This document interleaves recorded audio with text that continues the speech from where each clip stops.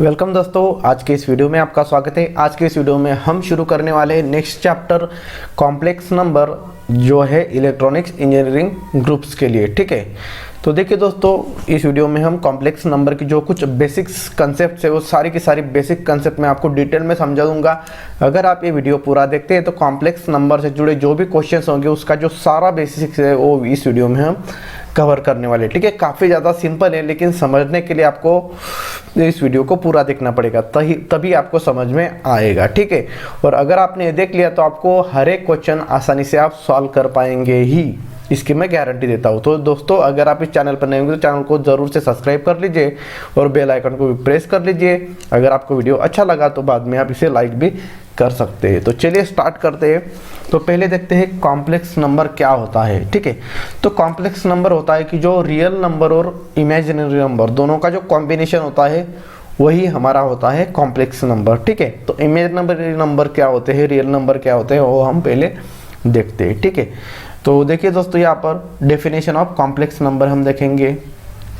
Any number of the form a plus bi where a and b are real numbers and I is the imaginary unit under root -1 is called complex number।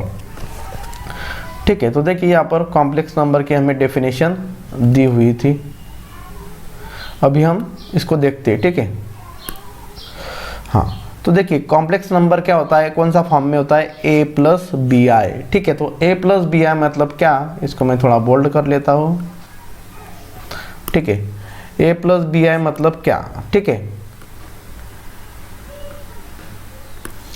तो देखिए यहाँ पर a और b का मतलब होता है real number. Real number मतलब क्या कि जो भी ये नंबर हमने देखे जैसे -1, -2, 4, 100, 2/3, all these numbers are real numbers. ठीक है, जो नंबर हम गिनती में गिनते हैं, माइनस नंबर, पॉजिटिव नंबर, सारे नंबर्स क्या होते हैं, रियल नंबर होते हैं। ठीक है, और ए तो आ गया हमारा, तो ए और बी क्या है, रियल नंबर हो सकते हैं, कोई भी नंबर हो सकता है, 2, 4, 6, 8। ठीक है, and i is the imaginary unit.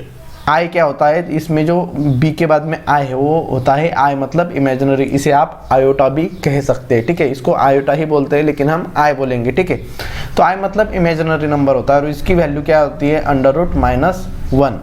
तो जब भी हमें आई दिया होगा तो उसकी वैल्यू क्या लेंगे हम, √-1। ठीक है, तो देखिए अगर कोई भी नंबर जो अंडर रूट में है और उसके साथ में अगर माइनस साइन है तो इसका मतलब क्या है, वो इमेजिनरी नंबर है, क्योंकि यहाँ पर पॉजिटिव नंबर है। अगर समझो 4 है यहाँ पर, तो 4 का स्क्वायर रूट हम 2 निकाल सकते हैं, लेकिन अगर यहाँ पर मैं -4 लेता हूँ तो यहाँ पर हम 2 नहीं लिख सकते। ठीक है, क्योंकि -4 का हमें स्क्वायर रूट पता नहीं होता है। तो जब भी अंडर रूट में कोई माइनस साइन होता है नंबर के साथ में तो उसे हम इमेजिनरी नंबर आप बोल सकते हैं। ठीक है, तो i की वैल्यू क्या होती है, √-1 इज कॉल्ड कॉम्प्लेक्स नंबर। तो हमें अभी समझ में आ गया कि कॉम्प्लेक्स नंबर का जो सिंपल फॉर्म होता है वो क्या होता है, a plus bi। तो a और b कोई भी रियल नंबर होते हैं और i मतलब इमेजिनरी नंबर, तो i को हम i ही लिखते हैं। सिर्फ a की जगह पर b की जगह पर नंबर्स रहेंगे, जैसे z = 2 + 3i। तो a की वैल्यू यहाँ पर आ गई 2 और b की वैल्यू मैंने यहाँ पर ली 3। ठीक है, तो देखिए यहाँ पर z = a plus bi, वही फॉर्म है। a मतलब रियल पार्ट बोलते हैं और जो i के साथ में b होता है तो उसे हम क्या बोलते हैं, इमेजिनरी पार्ट। तो जब भी जिस पार्ट में i लगा है उसे इमेजिनरी पार्ट बोलेंगे और जहाँ पर i नहीं है तो उसे हम रियल पार्ट बोलेंगे। ठीक है, तो कॉम्प्लेक्स नंबर मतलब क्या कि जो रियल पार्ट और इमेजिनरी पार्ट दोनों का कॉम्प्लेक्स होता है, दोनों का खिचड़ी होता है, उसे ही हम कॉम्प्लेक्स नंबर बोलते हैं। ठीक है, अभी हमने देख लिया कॉम्प्लेक्स नंबर क्या होता है। अभी हम देखेंगे कॉन्जुगेट ऑफ कॉम्प्लेक्स नंबर। तो कॉन्जुगेट क्या होता है। ठीक है, तो कॉन्जुगेट एक बहुत ही ज़्यादा सिंपल टर्म है। देखिए, the conjugate of a complex number z is denoted by z बार। तो जैसे कॉम्प्लेक्स नंबर को हमने यहाँ पर z से इंडिकेट किया है तो इसका जो कॉन्जुगेट रहेगा z का तो उसे हम z बार से इंडिकेट करेंगे। अगर समझो z = a plus bi है तो z बार की वैल्यू क्या रहेगी, a - bi। मतलब क्या करेंगे कि यहाँ पर सिर्फ जो पॉजिटिव साइन था तो यहाँ पर अगर हम माइनस साइन लेंगे तो यहाँ पर z का हमें कॉन्जुगेट मिल जाता है। तो यहाँ पर देखिए हमको इन्होंने बताया है, the complex number and its conjugate differ only in sign of imaginary parts. तो कॉम्प्लेक्स नंबर और उसका जो कॉन्जुगेट होता है तो उसमें डिफरेंस क्या है, तो सिर्फ साइन का डिफरेंस होता है। तो यहाँ पर प्लस साइन है तो यहाँ पर इमेजिनरी पार्ट को माइनस साइन रहेंगे कॉन्जुगेट को, और अगर यहाँ पर माइनस रहेगी तो यहाँ पर प्लस को। जैसे हम अभी यहाँ पर नीचे एग्जांपल देखते हैं, पहले तो हम डायग्राम से आप समझ सकते हैं, ठीक है। देखिए geometrical the complex conjugate of z is obtain bye reflecting z in the real axis. मतलब देखिए यहाँ पर अगर हमने यहाँ पर ये देखिए z ड्रॉ किया है, ठीक है, तो इसका जो मिरर पार्ट है, ठीक है, देखिए यहाँ पर, तो उसे हम बोलेंगे z बार, ठीक है, ठीक अपोजिट डायरेक्शन में। जैसे एग्जांपल देखेंगे हम, सिंपल एग्जांपल देखिए यहाँ पर z अगर 2 + 3i है तो z बार क्या रहेगा 2 - 3r, यहाँ पर प्लस है इसीलिए माइनस, ठीक है। सिर्फ इमेजिनरी पार्ट की साइन चेंज होगी, रियल पार्ट की नहीं। If z is equal to -3 + 4i then z bar equal to -3 - 4i, सिर्फ प्लस की जगह पर 4i की जगह पर -4i। अगर रियल पार्ट कुछ भी हो प्लस रहेगा तो प्लस लिखेंगे, माइनस है तो माइनस, कोई बदलाव नहीं है, -3 एज इट इज हमने लिख लिया, ठीक है। अगर z is equal to -4 - 3i then z bar equal to -4 + 3i, सिर्फ इमेजिनरी पार्ट की साइन चेंज हो रही है, यहाँ पर -3i था, यहाँ पर +3i हो गया, ठीक है। फिर नेक्स्ट देखिए z इक्वल टू 3 - 2i, तो यहाँ पर -2 है तो यहाँ पर हम क्या लेंगे +2 है, बाकी कोई भी साइन चेंज नहीं करेंगे।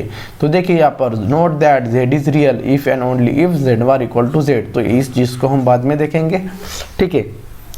अभी देखिए एडिशन ऑफ कॉम्प्लेक्स नंबर, ठीक है, तो एडिशन ऑफ कॉम्प्लेक्स नंबर, ठीक है, तो we can add complex number, while adding complex number we add corresponding real and imaginary parts.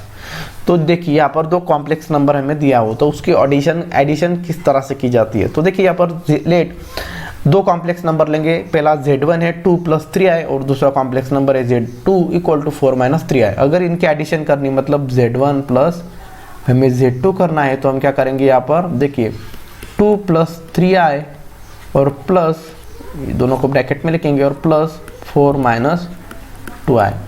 तो देखिए यहाँ पर ब्रैकेट अगर निकालेंगे तो 2 + 3i हो जाएगा और यहाँ पर ब्रैकेट निकालेंगे तो 4 - 2i हो जाएगा। तो यहाँ पर रियल पार्ट 2 है और यहाँ पर 4 है, तो 2 + 4 हो जाएगा 6 और प्लस 3i - 2i हो जाएगा 1i मतलब सिर्फ i लिखेंगे। तो यहाँ पर ये z1 + z2 की जो एडिशन है इस तरह से हम यहाँ पर करेंगे कि रियल पार्ट में ऐड करेंगे और इमेजिनरी पार्ट में ऐड और सब्ट्रैक्ट करेंगे। अभी सब्ट्रैक्शन ऑफ कॉम्प्लेक्स नंबर, तो सब्ट्रैक्शन का भी सेम रूल है जैसे एडिशन किया था। देखिए यहाँ पर अभी कुछ पढ़ के नहीं दिखाऊंगा, डायरेक्टली सॉल्व करके दिखा दो कि सब्ट्रैक्शन z1 - z2 करनी है। तो z1 क्या है 5 + 4i माइनस z2 की वैल्यू क्या है -3 - 2i। तो यहाँ पर देखिए ब्रैकेट ओपन करेंगे तो ये 5 + 4i माइनस बाहर है तो माइनस इंटू माइनस +3 और ये माइनस साइन है तो यहाँ पर है प्लस। तो जब भी ब्रैकेट के बाहर में माइनस साइन होती है तो ब्रैकेट ओपन करने के बाद साइन चेंज हो जाती है, हमको पता है।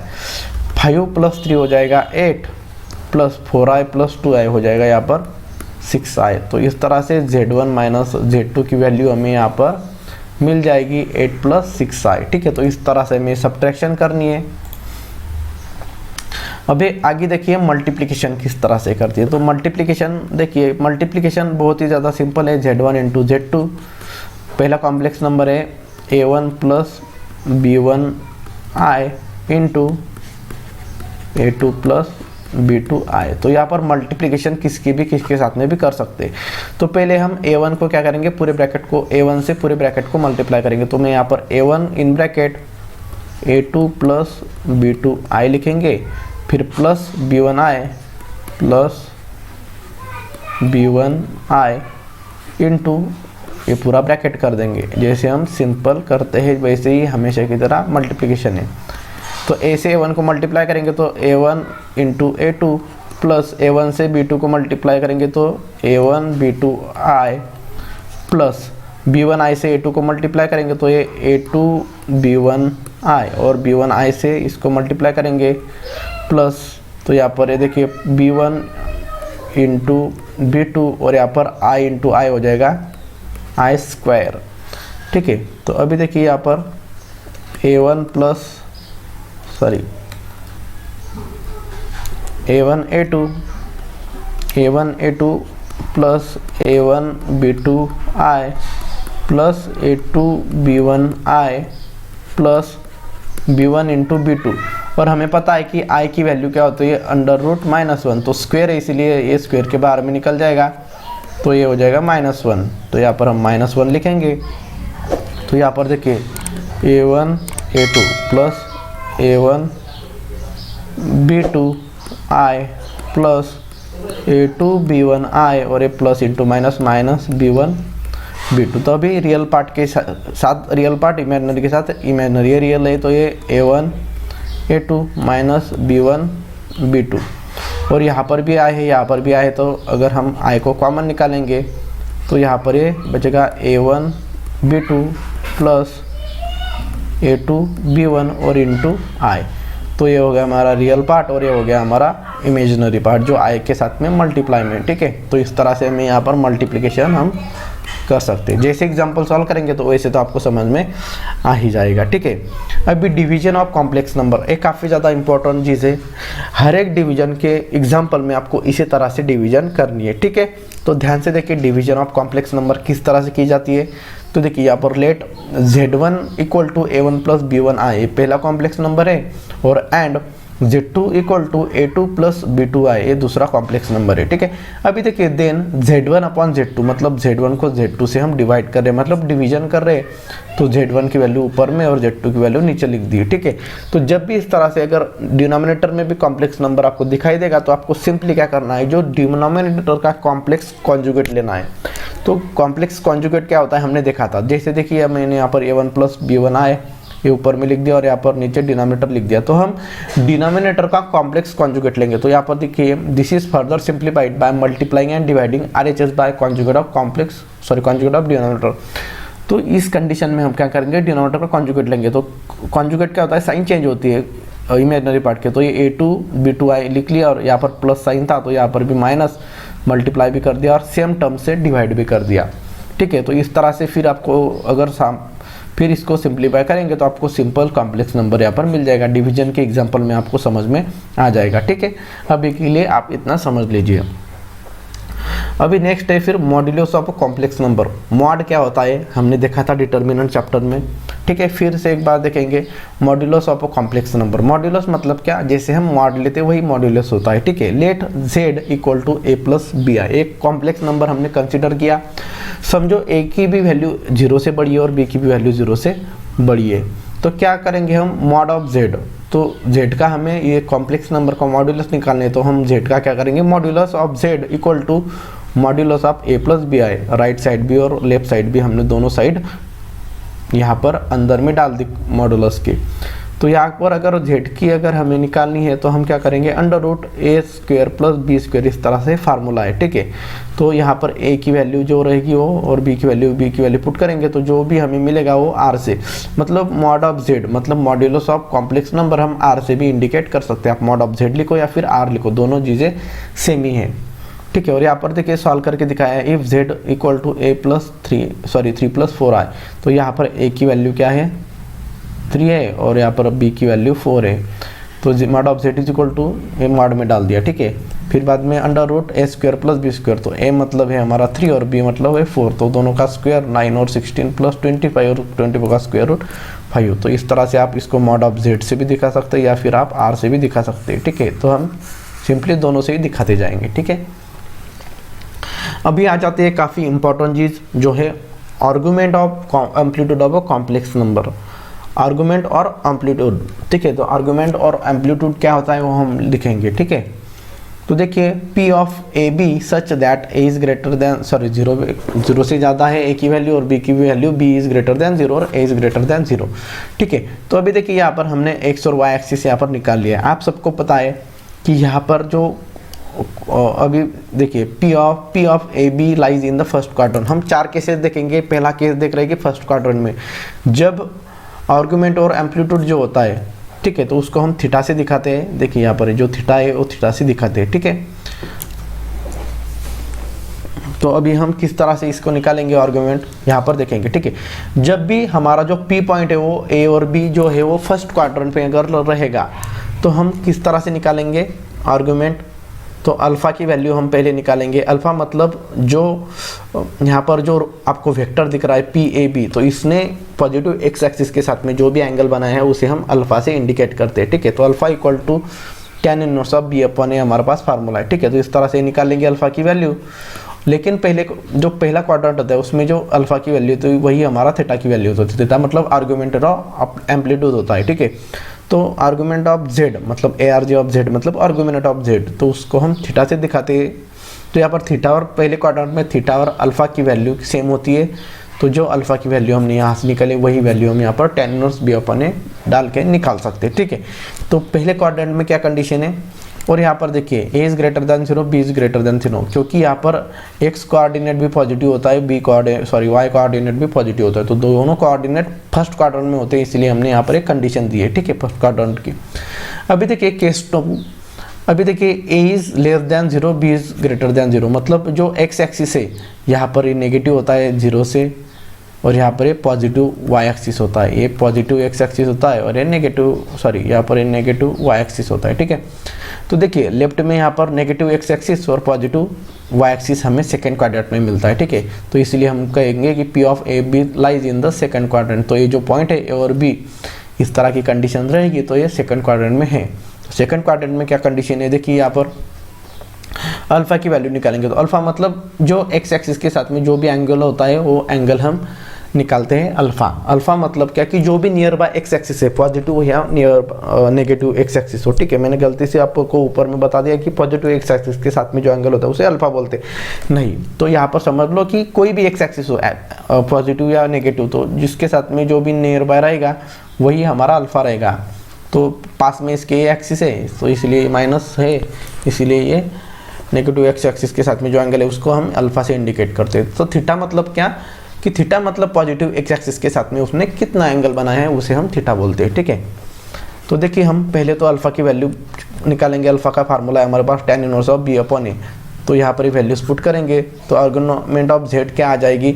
तो देखिए यहाँ पर हमको पता है कि यहाँ से यहाँ तक जो टोटल वैल्यू होती है वो होती है 180 डिग्री, मतलब होता है हमारा पाई। 180 डिग्री मतलब हम उसको इस तरह से पाई से भी दिखाते हैं, तो ठीक है। तो जब हमें अल्फ़ा की थीटा की वैल्यू निकालनी है तो हम क्या करेंगे, ये टोटल पाई में से थीटा अल्फ़ा को माइनस करेंगे। तो देखिए आर्गुमेंट जेड थीटा निकालना है तो पाई में से अल्फ़ा माइनस कर देंगे, ठीक है। अभी केस 3 देखिए यहाँ पर P ऑफ ए बी, तो ए भी छोटा है और बी भी छोटा है, मतलब एक्स कोऑर्डिनेट और वाई कोऑर्डिनेट दोनों नेगेटिव है, 0 से छोटे, मतलब ये थर्ड क्वाड्रेंट में ही पॉजिटिव पहले, क्योंकि यहाँ पर माइनस एक्स एक्सिस और माइनस वाई एक्सिस दोनों माइनस है, नेगेटिव है, ठीक है। तो नेगेटिव एक्स एक्सिस के साथ में जो एंगल है वो अल्फ़ा है, और फिर पॉजिटिव एक्स एक्सिस के साथ में जो एंगल होता है उसे हम थीटा बोलते हैं, या फिर आर्गुमेंट एम्पलीट्यूड आप कुछ भी बोल सकते हैं। तो अल्फ़ा का फार्मूला डाल के अल्फ़ा की वैल्यू निकालेंगे। और यहाँ पर देखिए ये कौन से क्वाड्रेंट में, थर्ड क्वाड्रेंट में। तो थर्ड क्वाड्रेंट में देखिए यहाँ पर अल्फ़ा की वैल्यू निकालेंगे तो यहाँ पर देखिए टोटल 90, 180 और यहाँ पर यहाँ तक 270 होता है। 270 मतलब क्या, 3 पाई बाय ठीक है। तो यहाँ पर 180 तक हो जाता है पॉजिटिव एक्स एक्सिस से, यहाँ पर ये पाई वैल्यू हो जाती है, और पाई से अल्फ़ा, तो टोटल यहाँ पर पाई से लेकर अल्फ़ा तक, मतलब यहाँ तक वैल्यू जो होगी वो क्या होगी, पाई प्लस अल्फ़ा, मतलब यहाँ तक पाई हो गया और यहाँ पर अल्फ़ा की वैल्यू ऐड करेंगे निकाली हुई, तो हमें ये आर्गुमेंट जेड या फिर थीटा जो है एम्पलीट्यूड वो हमें मिल जाएगा। फिर अभी केस नंबर 4 है, P of a b such that a is greater than 0, b is less than 0, मतलब एक्स कोऑर्डिनेट जो होता है वो ए होता है और वाई कोऑर्डिनेट बी होता है, ठीक है। तो ए कैसा है, पॉजिटिव है, तो ये यहाँ पर पॉजिटिव होता है, पॉजिटिव एक्स एक्सिस, और वाई एक्सिस यहाँ पर नेगेटिव होता है, तो ये फोर्थ क्वाड्रेंट की कंडीशन है। तो यहाँ पर हम बोल सकते हैं कि P of a b lies in the fourth quadrant. Alpha की वैल्यू निकाल लेंगे, अल्फ़ा पता होता है जो नियर बाय एक्सिस है एक्स एक्सिस, तो उसके साथ में जो एंगल होता है वो अल्फ़ा होता है, ठीक है। तो थीटा मतलब क्या कि पॉजिटिव एक्स एक्सिस के साथ में यहाँ से यहाँ तक कितना एंगल बना है, ठीक है। तो देखिए थीटा की अल्फ़ा की वैल्यू निकालेंगे और फिर आर्गुमेंट ऑफ जेड, तो यहाँ से यहाँ तक कितना हो गया हमारा, देखिए यहाँ पर पाई हो गया और यहाँ से पूरा 360 डिग्री मतलब 2 पाई होता है, तो पूरा 360 डिग्री में से अगर हमने अल्फ़ा माइनस कर दिया तो हमें यहाँ से यहाँ तक का एंगल मिल जाएगा थीटा, ठीक है। तो यह थीटा देखिए 2 पाई में से अल्फ़ा माइनस कर दिया, मतलब 2 पाई ये है यहाँ तक पूरा राउंड, और यहाँ से माइनस कर दिया तो हमें आर्गुमेंट मिल जाएगा, ठीक है। एग्जाम्पल सॉल्व करेंगे तो आपको समझ में आ ही जाएगा, फिर भी अभी के लिए आप इतना समझ लीजिए। फिर अभी लास्ट जो टॉपिक है हमारा different ways of representation of a complex number. अलग अलग तरह से कॉम्प्लेक्स नंबर किस तरह से दिए जाते हैं। 3 फॉर्म है लेकिन 2 ही फॉर्म आपको एग्जाम में पूछे जाते हैं। तो जो इंपॉर्टेंट है वो है कार्टेशियन और रेक्टेंगुलर फॉर्म। दोनों का मतलब एक ही है, दोनों का नाम एक ही है। कार्टेशियन हो या फिर रेक्टेंगुलर, तो क्या होता है, if a and b are real number then z plus b i, sorry a plus b i जो वैल्यू होती है उसे हम कार्टेशियन फॉर्म में बोलते हैं। तो जो भी फॉर्म में हमने देखा है एडिशन सब्ट्रैक्शन करते हुए वही फॉर्म होता रहा है हमारा कार्टेशियन या फिर रेक्टेंगुलर फॉर्म।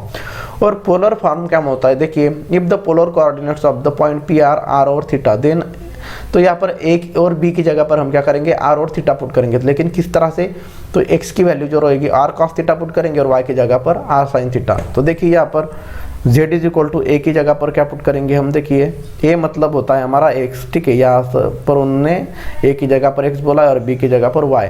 आप यहाँ पर समझ लो यहाँ पर x नहीं है, यहाँ पर a और यहाँ पर y की जगह पर b है। तो यहाँ पर a equal to r cos theta, देखिए यहाँ पर a की जगह पर हम क्या करेंगे आर कॉस थीटा और ये i एज इट इज लिख दिया और b की जगह पर हम क्या करेंगे आर साइन थीटा पुट करेंगे। तो ये इस तरह से ये फॉर्म हमारा बन जाएगा, ठीक है। और समझने के लिए हम क्या करेंगे, z is equal to r और आर कॉमन निकालेंगे। तो यहाँ पर ब्रैकेट में बचेगा cos theta plus i sine theta. तो यही हमारा पोलर फॉर्म हो चुका है। ये पोलर फॉर्म आपको याद होना चाहिए, ठीक है दोस्तों। तो आई होप आपको ये वीडियो अच्छा लगा होगा, आपके सारे कंसेप्ट क्लियर हो चुके होंगे। लेकिन फिर भी अगर आपके मन में कोई डाउट है तो मुझे आप कमेंट सेक्शन में ज़रूर बताइए। मिलते हैं नेक्स्ट वीडियो में। नेक्स्ट वीडियो में हम सारे के सारे जो एग्जाम्पल्स है वो एग्जाम्पल स्टार्ट करना शुरू कर देंगे कॉम्प्लेक्स नंबर के। तो मिलते हैं दोस्तों अगले वीडियो में, तब तक टेक केयर, बाय बाय। अगर आप इस चैनल पर नए तो चैनल को ज़रूर से सब्सक्राइब कर देना। तो चलिए मिलते हैं।